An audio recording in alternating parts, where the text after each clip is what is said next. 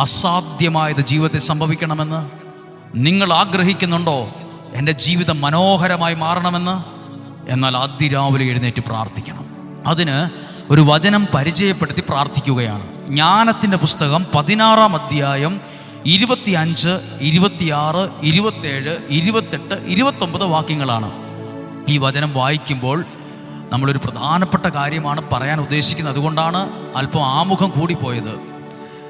25-ാമത്തെ വാക്യം: കർത്താവേ, അങ്ങേ ആശ്രയിക്കുന്നവരെ പോറ്റുന്നത് വിവിധ ധാന്യങ്ങളല്ല, അങ്ങയുടെ വചനമാണെന്ന് അങ്ങയുടെ വത്സല മക്കൾ ഗ്രഹിക്കാൻ വേണ്ടി. ഒന്നും കൂടെ കേട്ടെ. ആ കർത്താവെ, അങ്ങയെ ആശ്രയിക്കുന്നവരെ പോറ്റുന്നത് വിവിധ ധാന്യവിളകളല്ല, പിന്നെയോ അങ്ങയുടെ വചനങ്ങളാണെന്ന് അങ്ങയുടെ വത്സല മക്കൾ ഗ്രഹിക്കാൻ വേണ്ടി.